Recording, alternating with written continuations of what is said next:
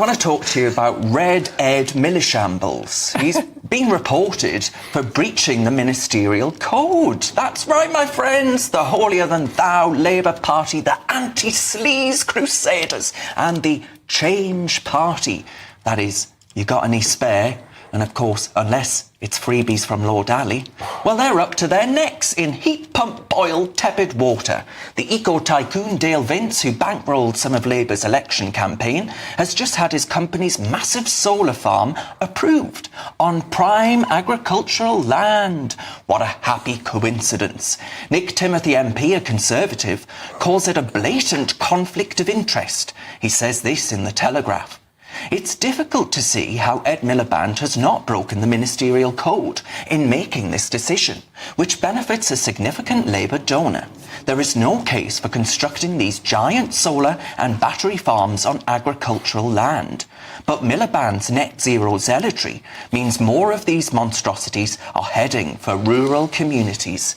And they're the same rural communities that families will be selling off shortly because of their tax grab. We want food security in this country, not solar subsidy. And what a Miliband hypocrite he really is. The man who has the charisma of a damp dishcloth has just hired himself a vanity photographer, paid for, of course, by you. This is the same Ed Miliband who raged at the Tories for doing exactly the same thing. Mr. Speaker, he's talking about hard choices this week. Because who has he chosen to put on the civil service payroll this week? His own personal photographer. Now, there's good news. There's good news for the Prime Minister. There's good news. Apparently he does a nice line in airbrushing. So it's not on when Lord Dishface does it, but when Ed Miliband does it, well, it's A-OK. And as the ginger growler herself, Angela Rayner, once thundered, she said, the public will be rightly questioning why there is no limit on money for vanity photographers. Well, she's got one herself. Or is it different now that it's this lot milking the taxpayer? The only £22 billion black hole appears to be her gob. Labour is proven to be a parody of the last Tory government, just with worse hair and even more insufferable virtue signalling. Meanwhile, Red Ed faces a referendum on his eco-zealotry in Doncaster North, where voters, according to polls, are quite supportive of the idea of affordable power, because while Miliband is busy plunging the UK into self-inflicted poverty, China is burning through coal faster than Sauron's Mordor. Miliband, he might have 2 kitchens, but he'll need 2 seats, because Doncaster North, well, I think they're going to tell him what he can do with his eco-hypocrisy, and what the British public and a bacon sandwich did in 2015 will come true again. Right, I mean, I've just had enough of this man. I think I would actually argue that as egregiously offensive as I find Starmer personally, Miliband is worse. I think he's dangerous, actually. Well, I think that's it, isn't it? Ed Miliband is worse because he's an ideologue. Yep. And he's not working to any even efficiencies, any money, any reports, any science. He's an ideologue, and he's going to destroy people and land as he does it, and he doesn't care. Yeah. Sorry. To hear from you, Renee, on this panel that Ed Miliband is an ideologue, when, frankly, all of you are ideologues. Yeah, but we're not running ridiculous. No, this zealotry against net zero, against facing the fact that something needs to be done about climate change, is absolutely ridiculous. This targeting of Ed Miliband, when actually he's doing the right thing for the country, and it could introduce a reindustrialization of this country and make us a green energy superpower. Could you just walk me through the idea that we can ignore all of that. Okay, Kai, it's ridiculous. I'd love that. If we were reindustrialising, where are we going to build the solar panels? Yeah.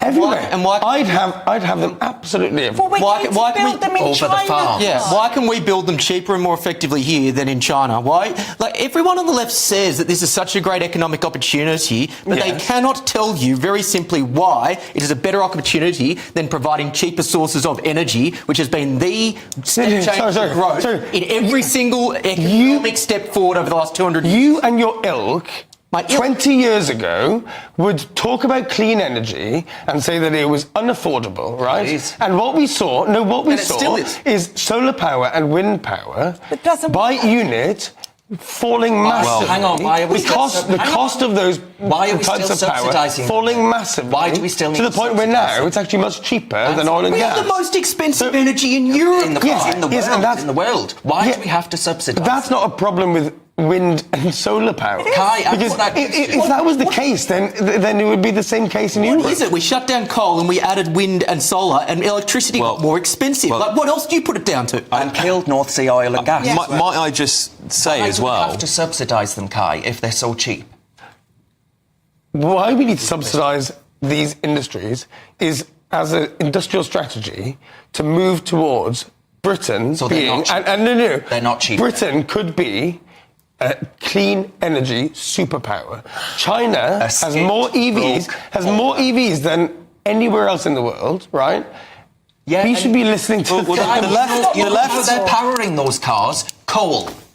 The left don't seem to pay attention to the international news because I don't know if anyone here has seen the international news lately, but Norway's government, which has run its entire energy policy on net zero and green craziness, has just collapsed over this exact issue. It collapsed the other day. Now they're saying that they don't want to be doing all of this crazy net zero stuff, and they're even threatening to turn the power lines off to Britain, who they supply us with, I don't know how many % of Norway's energy we get, and that's how bad it is. Ed Miliband's about to have egg on his face because when they turn the pipes off to us, we're going to have more crisis here. Blackouts. Janet says Miliband is bad for the country. We want great British food and good management. We do not want the countryside covered in solar panels made in China. And of course, these great whopping bird killers of steel and cement as well. And Greg says shutting down our gas and oil fields, destroying jobs and communities, only to import it on a fossil fuel juggling boat across the ocean for weeks on end from some far-flung hellhole. What a great idea. That's right. That's the real tragedy of this. That's the real tragedy of this, because not only have we made energy more expensive for average Britons, we've also increased emissions by outsourcing it to China. All right, we'll get on to our next debate. Who's up next? I think that's me. Oh, can we skip this one? No, don't put your kettle on, because we're talking about Donald Trump. Yes, Donald Trump's policies have already proven to be a fascist nightmare. Just in the last few days, I've got a list here of some of the policies he's enacted. The US Famine Monitor has been offline for days after Donald Trump's freezing of federal funds to national aid charities. Leaders in the Pacific are scared. They're terrified that climate aid is going to be cut off because those countries are going to be disappearing in the next few decades. Sex discrimination in education repealed. The FBI has launched a sweeping staff cuts. Aren't those the people that keep that country safe? US federal workers have been ordered to remove pronouns from email signatures. Yes. Why is this the focus of the US federal government? All of this makes up for a grab bag of grievances, and it diminishes, actually, the US's position in the world when it focuses on these ridiculous grievances, and instead diminishes its position. And actually, the US used to be a beacon of hope, and now it looks quite ridiculous under Trump. And I fear that we have much more of this to come. I know that lots of the panel have actually been supportive of Trump in the last few months. What do you make of all of this? I'm absolutely delighted, happier than a pig in a poke. I actually think that we should be adopting every single thing that he has announced in this country. I agree. I find really interesting about your statement, Kai. Miserable moan, you mean? Yeah, that's it. Is that these statements of misery that are going to befall islands in the Pacific and people who live on the coast about they're going to disappear, I've actually been proven wrong over the years. So, just a little fact for you. Since 2000, the Maldives have actually added 37 square kilometres of land to them, but apparently they're sinking and they're going to disappear. 16.5 kilometres of new islands have appeared within the South China Seas. The world that was going to end in 1990, according to Al Gore, is still here. These hysterical statements that you guys allies make in order to justify impoverishing people and making them poorer in the industrialised world just need to stop. It's scaremongering, and it never happens. It's not, because what you're going to see in the next few decades, because of climate change, is a mass migration across the world up into the global north. And these issues that we're talking about now, immigration and so on, are only going to get worse. And so, really, it's in all of your interest to be taking an interest and You're actually... threatening us with mass migration in order to get your climate... No, because that is the natural result of massive parts of the world becoming uninhabitable. And the result, of course, is that people are going to have to move elsewhere. So there's a crisis on the way, and you are completely putting your heads in the sand. That's a good suggestion. KC writes in and says, should we put Trump derangement syndrome as one of the illnesses permissible for assisted in the dying? DSM? The funny thing is, Kai, that the left has gone on and on about democracy in recent years, and everything you've just said is incredibly popular with the American people. And it's popular because of the excesses of the woke movement, which people are fed up with. You can whinge all you want, but you are now very much part of a minority. The minority of people have seen what Trump has done and are incredibly happy about it. People are angry about wokeism because the hard right, funded by massive ideologues, nutters, have pushed this narrative that wokeism or sort of social issues that actually don't affect many people are a threat to our society. I don't believe that. Answer this question then. If the civil service and all these other people who are supposed to serve the public, right, at vast taxpayer expense, the American civil service is huge, are focusing instead on workshops on diversity, equity and inclusion and putting their pronouns ever-changing into their bios, they're not serving the American public, are they? They should be focusing on the task at hand, which is do your damn job. You are doing exactly the thing that I expected you to, which is to focus on something that's a nothing burger. I mean, he's focusing on something you brought up in your mind. How much time would it take you, Darren, to put your pronouns in your email? Well, I think you're missing the point. Study them. I think you're missing them. Yeah, I'm not missing them. Well, you are because what happens is people get accused of X, Y, and Zism because they got someone's pronouns wrong, which takes up HR.